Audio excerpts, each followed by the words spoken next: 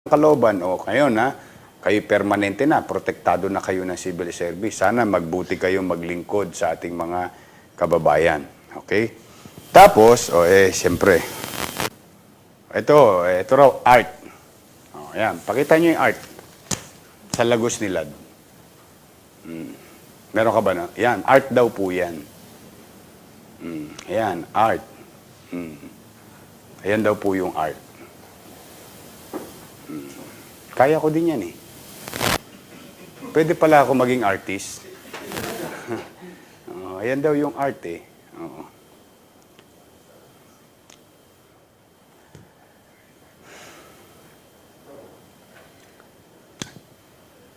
Sa ating mga kasama, mga kababayan, mga kabataan, lilinawin ko lang para maliwanag tayo sa isa't isa.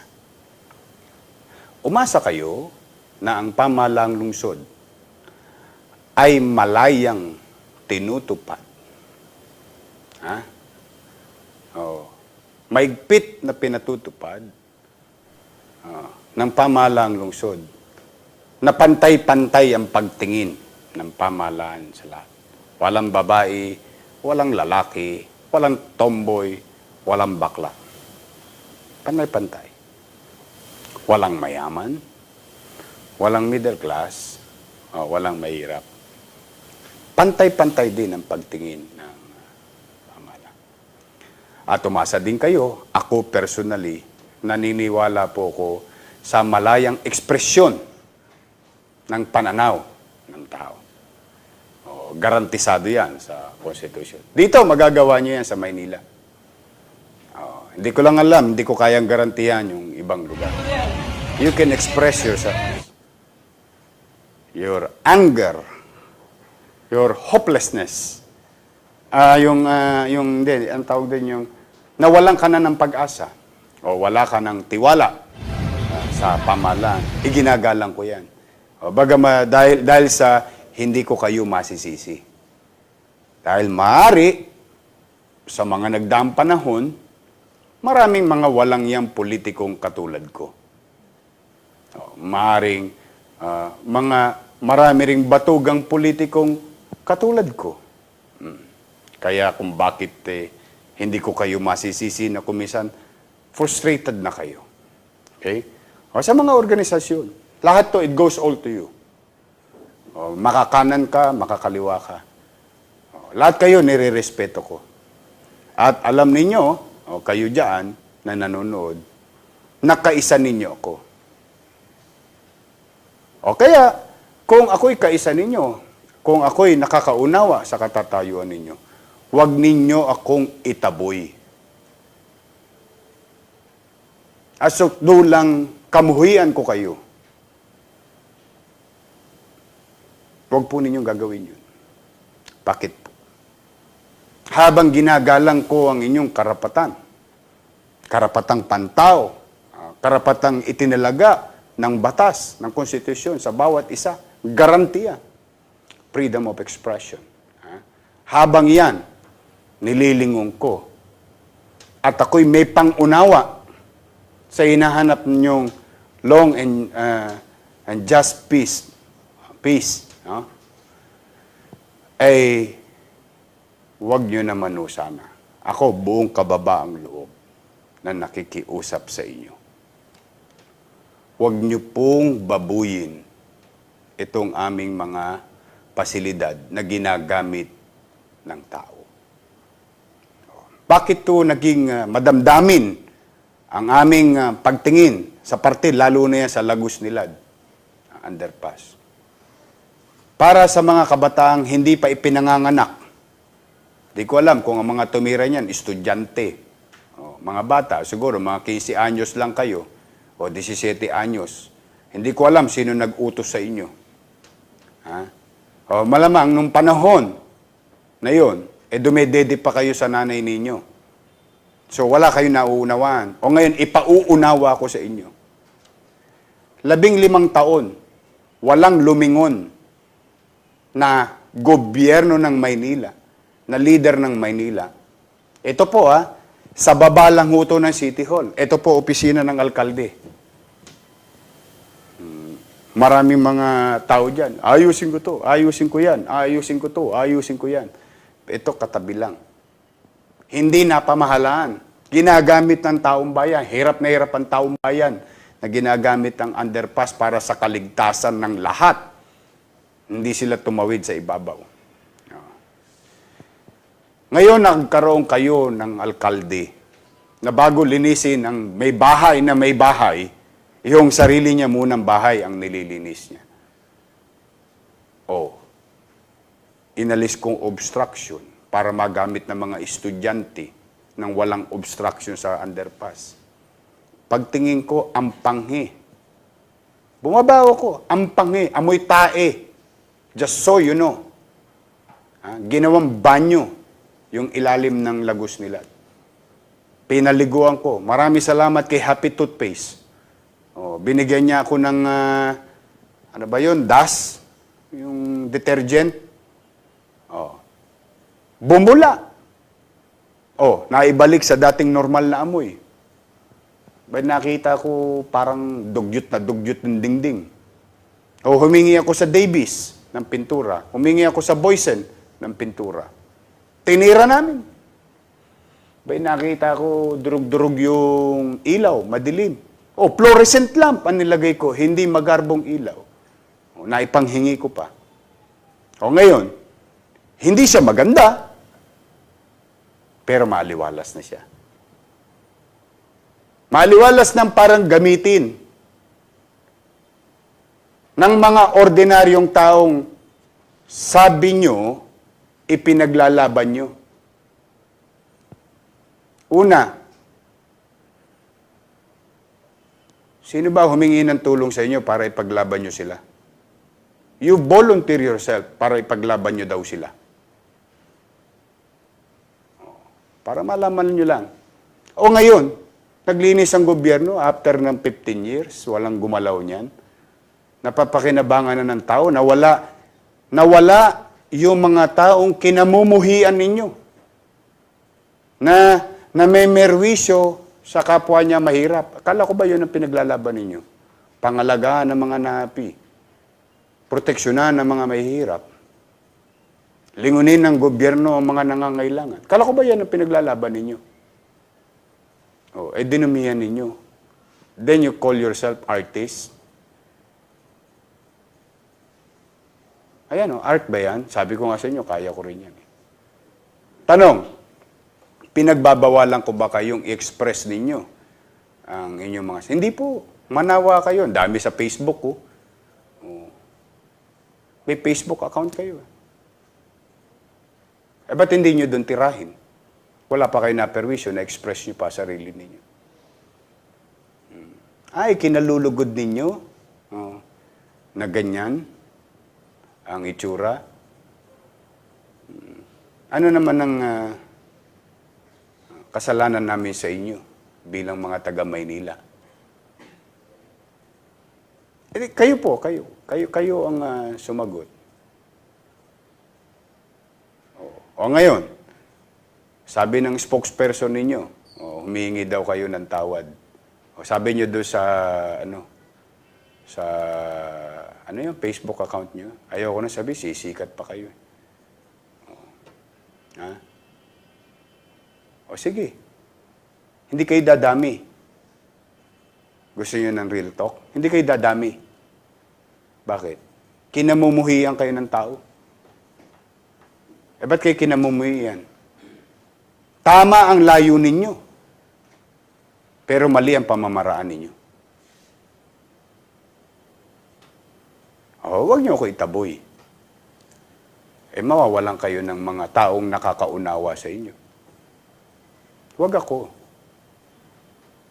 Huwag ang Maynila. Wala kaming, hindi namin yan tinatalikdan. Yung mga suliranin na yan. Suliraning nasyonal yan. Also, although it involve us as Filipinos. But for the meantime, we have a problem. Kala ko ba ayaw nyo ng lugmok na gobyerno? Ngayon nagsasaayos ang pamahalaan. para sa kapakanan ng mga higit na nakakarami. Sino ba ang higit na nakakarami? Di ba mga mahihirap? Di ba nakakuha na kayo ng kakampi? Sabi ninyo, pabahay. Yan ang inirereklamo nyo sa kalye. Naggagawa ako ng pabahay. Ito, pera ng taong bayan. Pera niya, binibigay sa Maynila. Dolyares. Saan kayo nakakita ng gobyerno? Sige nga, kayo nga magsalita. Gobyerno binibigyan ng pera ng taong bayan. Pera niyang personal. Ayan. Pera niyang personal. OFW, immigrants, Filipino all over the world. Binibigay. Pilipino dito. Ayan, 10,000 pesos. Pesos, dollars.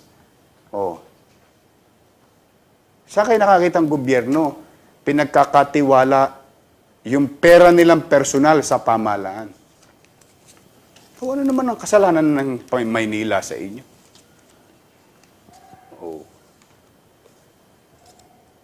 Ayun naman ang aking panawagan.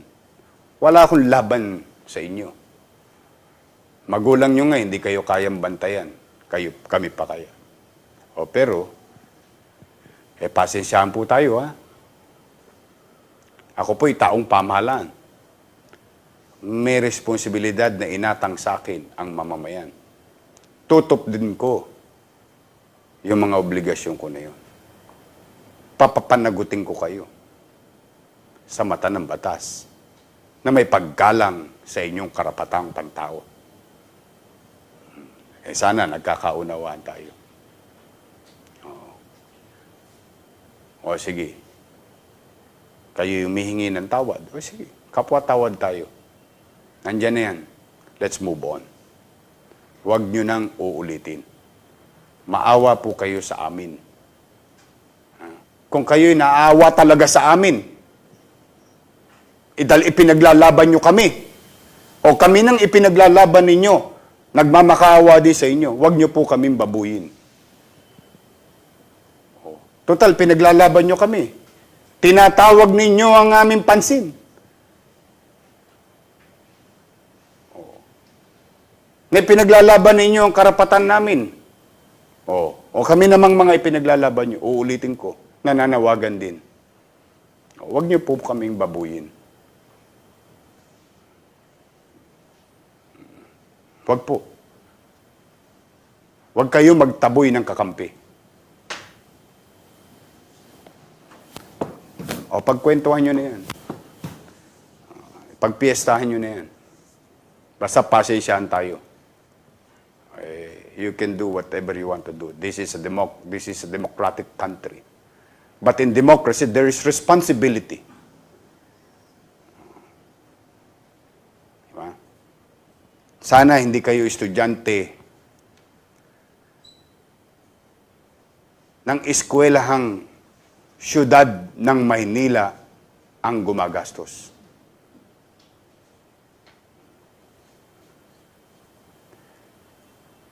Hindi po ako nagbababala. Dahil kung kayo rin lang naman ang papag-aralin ko at ganyan ang magiging lahi ninyo, mabuti pang ibigay ko na yan sa ibang bata yung pagkakataong makapag-aral silang matino at magkaroon ng magandang kinabukasan. Kayo'y walang karapatan. Naggastusin ninyo ang pera ng taong bayan para kayo'y papag-aralin. Ang matutunan nyo lang ay mamerwisyo ng kapwa nyo. Tandaan ninyo, pribilehiyo yung pinagkakaloob namin. Sobrang pribilehiyo. Dahil ang national government may pagpapaaralan libre. Swerte nga kayo sa Maynila may pagpapaaralan libre. Sana lang. Sana lang. Sa mga leader na mga to, kayo, tama na, tuso na ang gulang ninyo. Nananawagan ako sa inyo. Spare Manila. Alam niyo kung sino ang kausap ko. Nakikiusap ako sa inyo. Buong kababaang loob bilang mayor ng Maynila on behalf of the people of Manila. Nakikisuyo ako sa inyo. Huwag naman po sa mga bagay na inayos na namin. Huwag po. Dahil mangyayari po niyan, para malaman nyo lang, lulustayin namin ang pera ninyo. Perang ibinayad ninyo sa Maynila para ipampapintura lang dyan. Para isaayos din lang dyan. Pera nyo rin. Nasabi nyo nga, ay winawalang-yalang ng mga politikong katulad ko. Whether sa nagdaan o sa kasalukuyan. Oh. Ayun lang naman, no, ang panawagan ko sa inyo. Sa mga leader ng mga grupo na yan. Wala akong sama ng loob sa inyo. Personally. But what you did is wrong. You have the right principle, and I respect that. Everybody has the right to think what they want to think. Karapatan nyo yan. Igagalang ko yan at mararamdaman nyo yan sa lungsod ng Maynila. But when you try to express it, and if this is your expression, this is wrong. Pasensya na po kayo. Yun lang ang pinakikiusap ko. Sa mga leader, alam kong nanonood kayo. Alam kong sinusubaybayan nyo ito. Nakikiusap po ako. Huwag naman po. O ngayon, sa ganun naman, sa ating mga kababayang nanonood, pumanatag po kayo. Dinumihan nila, lilinisin ko. Dumihan nila, lilinisin ko. Dumihan nila, lilinisin ko. Dumihan nila, lilinisin ko. Hindi po ako mapapagod. Ipagpapatuloy po natin yung mga maliliit nating kaparaanan na maibalik ang pagsasaayos ng lungsod ng Maynila.